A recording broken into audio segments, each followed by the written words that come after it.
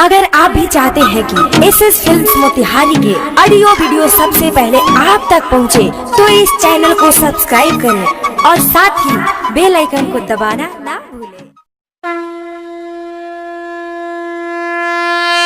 बोला बोला थावे वाली माई की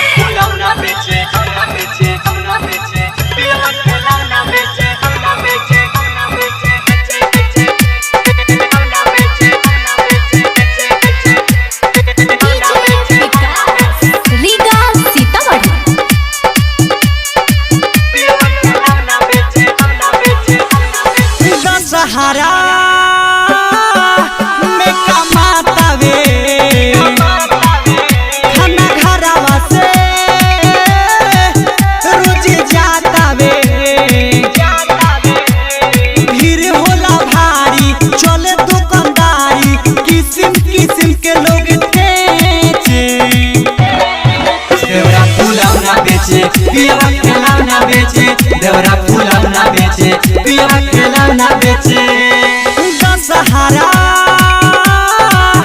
में कमाता वे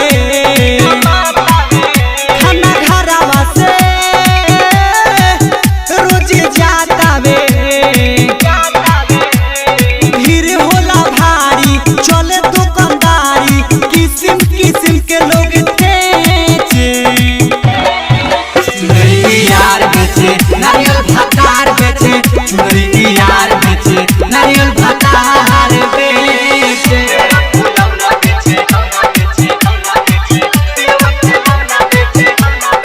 ललचा रिकॉर्डिंग स्टूडियो गोपालगंज। बोला बोला थावे वाली माई की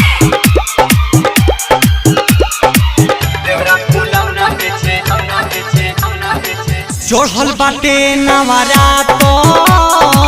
मेहनत से मन बाल गईले कलकत्ता पटना से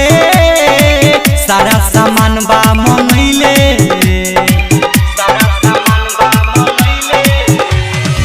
चढ़ल बाटे नवरात मेहनत से मन बाल गईले कलकत्ता पटना से सारा सामान बा मंगैले मेला में रहे दिक्कत ना सहे दिन भर हो नाच देखे चुनरी यार बेचे नारियल भातार बेचे चुनरी यार बेचे नारियल भातार बेचे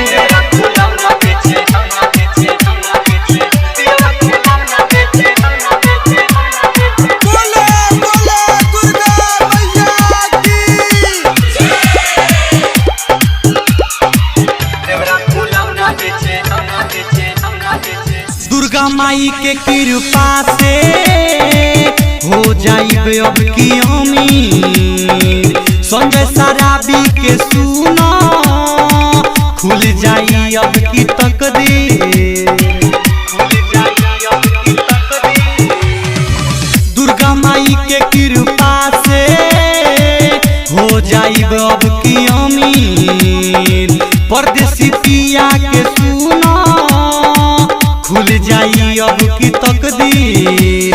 चुनरी चढ़ाइब दर्शन पाइब पंडाल में माई अइली एते देवरा फूलौना बेचे पियवा खिलौना बेचे